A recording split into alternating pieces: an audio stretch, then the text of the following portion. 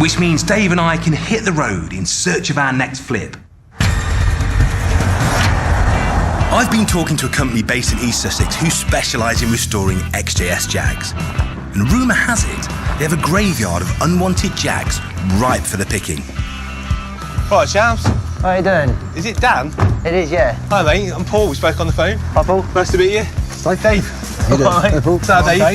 Dave. Dave and his son Dan have got a ton of beautifully restored XJSs, but also a huge collection of motoring paraphernalia. I'll tell you what we're all about. We like to buy all this kind of stuff, anything automobilia, any cool cars, anything we can turn around and make a little bit of money on. Help yourself, have a good look round. This place is amazing. There are old petrol pump heads, old forecourt compressor units, and a ton of Autosport memorabilia. Go on, Dave. Try that on, there you go. And let me put the hat on top, look. You know what, Dave? You've never looked that handsome since I've known you. The bits here are all top dollar. This is more the kind of place that we'd sell to than buy from.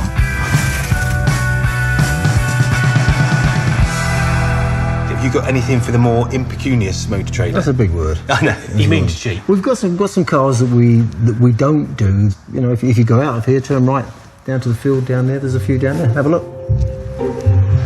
Well, there's a field of goodness. Every dealer has a graveyard somewhere. These are the cars that dealers don't want alongside their high-end showroom stock. These cars either get used for spares or can be bought cheap. Blimey. Look at that. XJS is as far as the eye can see. There must be about 30 of them in every possible state of disrepair. You've got to feel a bit sorry for the XJS, haven't you, really? I mean, the car that came after the E-Type, of all the cars you don't want to follow. Yeah, well, the E-Type, I mean, it's the icon. It's a car design, it's beautiful. Sweeping curves, it's got everything. It looks right. I'm with you. And then they made this. The Jaguar XJS, 5.3 litres of shattering performance, housed in a low, sleek body designed to catch the eye of the great world market.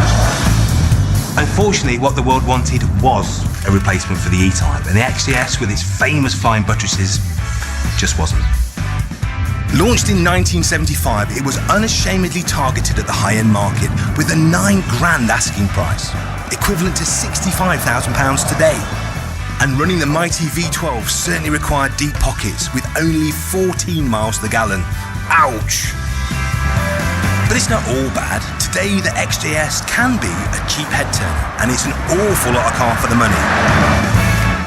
If we can put a presentable one of these together that's nice, usable, for the right kind of money, like single-figure thousands, I think that car will sell.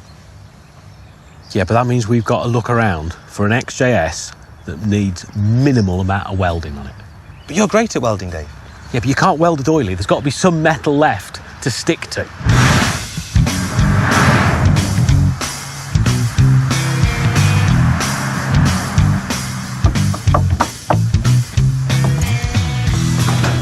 Yeah, way too much work on this one. 70s and 80s Jags can rust faster than tin cans on a beach. And this was due to the manufacturing process that used ungalvanized steel panels with loads of cavities that water could get into. There we go. XJS. Returning to the earth from whence they came. It's never good. I tell you what, though, Dave, you could definitely make one good car out of a few of them. Oh, my word. Now, that is interesting. And it's got all its wheels as well. Now, this has some proper potential.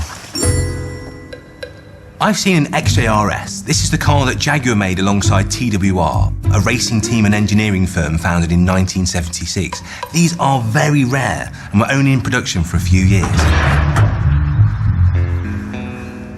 A 5.3. It's a 1989 V12 with the full TWR body kit. It's like the Flintstones under there. This isn't all that nice either. Sadly, this car is unsavable. The floor pan, which is the large sheet of metal across the underside of the chassis, is rusted to dust, and the leather interior would have to be replaced completely. The cost of restoration would far outstrip the eventual value. Yeah, it's such a shame. This one doesn't look too bad, actually. I think I might have found an option for us. A 1988 3.6 litre XJS. It's a straight six capable of 25 miles to the gallon. That engine's immaculate. Which Jaguar launched as a way of making the car less expensive to run. You wait till you see the engine. Bloody hell, mate, that's clean. Isn't it? Somebody has loved this, haven't they? There's nothing wrong with that at all. That's really, really clean, that is. Even the oil's not bad, actually. I tell you why this excites me, Dave, because of all the engines, this is the one to have. It's economical and it's a manual. Yeah. So for a Jaguar XJS you could use and enjoy every day and it won't break the bank, this is the car. This is the car, mate. It being a Jag, there's still some rust. But it's nothing like as bad as some of the others. Go around here on your side. Yeah. Right. This wing, gone completely. I mean, look. Yeah. That's having none of it, that. So, but that, it'll bolt off, so... Yeah, it's an easy swap, isn't it? Yep, put a new one on there. The back all down that side seems all right. And the interior, it's not too bad. Hey, it's not bad. There's no carpets or headliner. And it niffs a bit, doesn't it? Yeah, it's a bit mouldy, isn't it? It's a nice place to be, though, isn't it? I do like an XJS. 78,000 miles, Dave, as well. If that's genuine, that's not too bad. Yeah.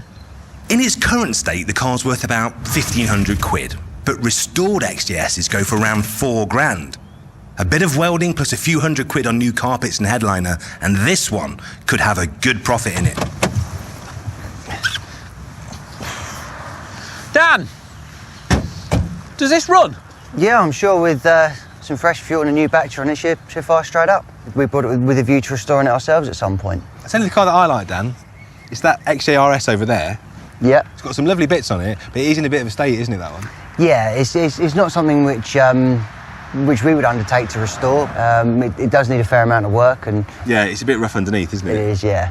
How about getting all the kit, the wheels, everything off that car, off the XJRS, and then sticking it on the 3.6, we'd end up with a 3.6 manual TWR replica. That'd be quite a desirable thing. Yeah, yeah. As an RS replica, they actually built the TWR, so it'd be within keeping to something that was offered. Yeah, do it. You like that idea? Yeah, I do. I'm liking that idea.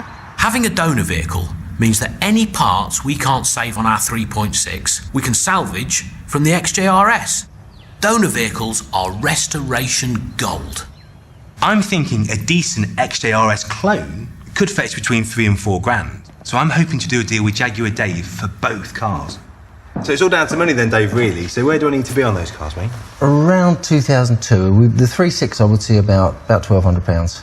And the RS, it's rare, but I know you're not going to repair it, but the RS has got a lot of rare parts on it. But just let me have a little moral victory. Can you knock me something off? Come and give me a couple of hundred quid off. Do it for 2 grand. We don't normally, and quite honestly, it break up to a lot more. 2,200 quid isn't a ridiculous amount of money for those cars, but you got to try it on, haven't you? Yeah, of course. Just because someone won't budge on price doesn't mean you can't sweeten the deal. I always try and get a little bit more.